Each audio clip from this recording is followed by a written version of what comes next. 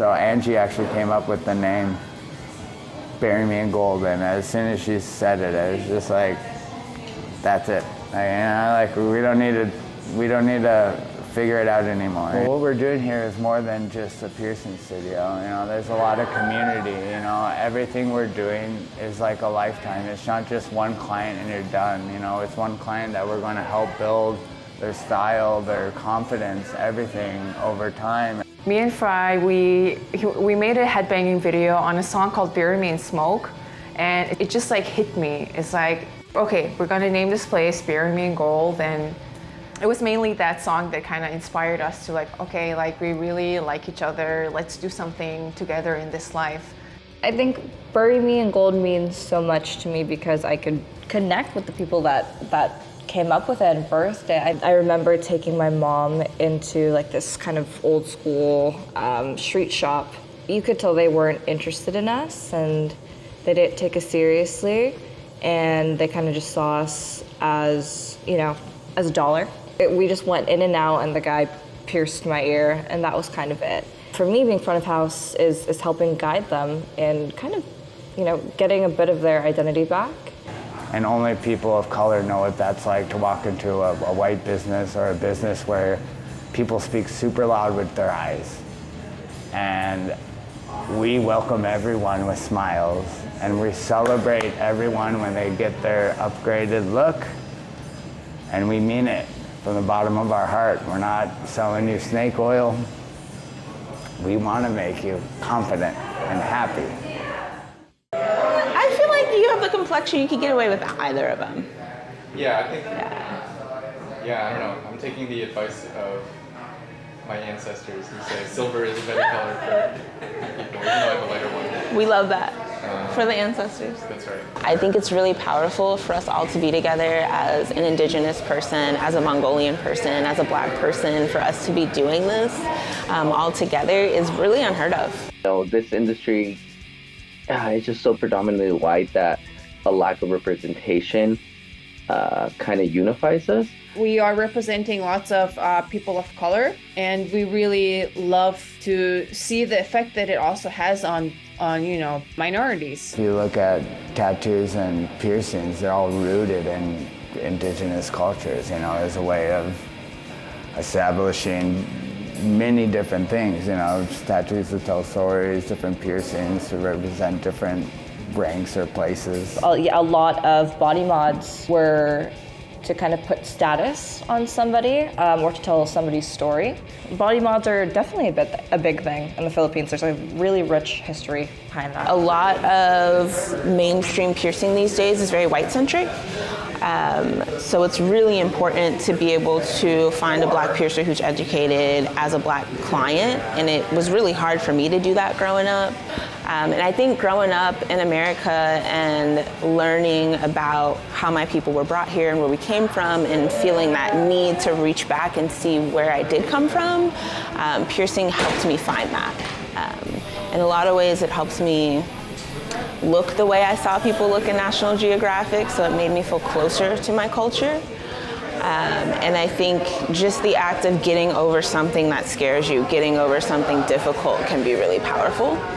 This industry is primarily dominated by certain cultures, but I think when we see representation from everyone, it allows us to think, hey, like I could be a piercer, and hey, I could wear nice ass jewelry as like the next person. It doesn't have to be just for one person. People are realizing that we're all so unique, and we're never really gonna fit in with a certain crowd, so might as well just look unique in your own way. When I was moving to America, like I never knew piercers, like female Asian piercers, like I never knew anyone like that.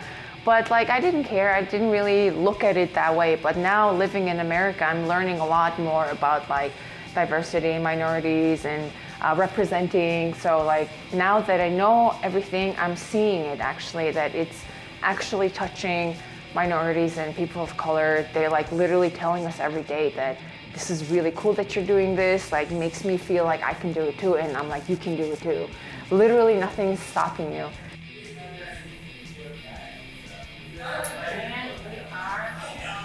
All done, congrats! Oh my god, that looks so Alright, check it out. Oh my god, it's so beautiful. Yay, you did so great, my love. Congrats. It is a very intimate process. Like, you're adorning your vessel, your temple, your body, and you're choosing how to express yourself, and you're choosing how to make it look, which is incredibly sacred. And you know, also I think energetically we do feel stronger just because we've put our body through pain, and like you have to like mentally sit still even though it's hurting. And it's all that sacrifice that we do to like feel good, express ourselves, and celebrate individuality. It looks so good with your hair, just like we expected.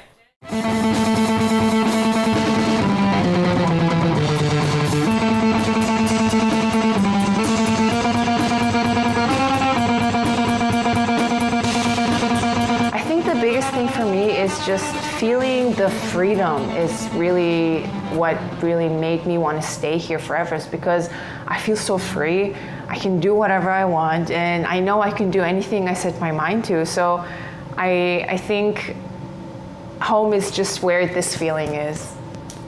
It's hard to explain, but it's a very safe feeling of just being accepted by who you are, how you look, and what you do, and what music you listen to. When you meet someone and you could get on the same plane and connect with, your whole world changes, you know? Me and Fry, we are just so crazy in love with each other that we just want to like do everything together. That's why we wanted to do this together, so that way we can be together and do what we love while playing the music that we love. And it's like, it's a place that was born out of purely love. I can't do it. I can't talk about us without getting emotional.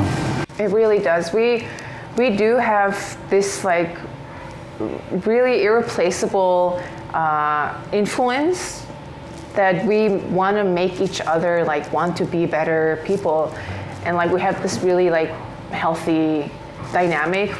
It feels really great to have created this work environment for myself and for Fry too. We're like always like, oh my God, I love working with you, because it really is fun, and he's such a hard worker. He influences the people around him in such a positive way that I'm like, I'm so happy that we were able to do this. You know, I always wanted a family, and I never had kids of my own, so the fact that I was getting to know and fall in love with someone who had 2 kids, damn it. Oh. So we get together, everything's happening, you know, the kids get here, and it's just everything I've ever wanted, being a dad to a boy and a girl. Everything is a part of the environment that we want, which is metal, fine jewelry, Mongolian, indigenous, all people welcome. You don't have to be any of those things, and you're absolutely welcome. But especially the ones who are welcome. Jewelry that's guaranteed for life. You can take that to the grave. Visuals by my side. Last but certainly not least, a very special thank you to the unwavering source of my strength and inspiration, my dear husband Fry. Today we stand here not only as the owner of this business, but also as a testament to the power of love and commitment. Your support has been immeasurable, and I couldn't have asked for a better partner in life and in business. Thank you for being the wind beneath my wings. Without further ado, together let's count down from 4. 3, 2, 1.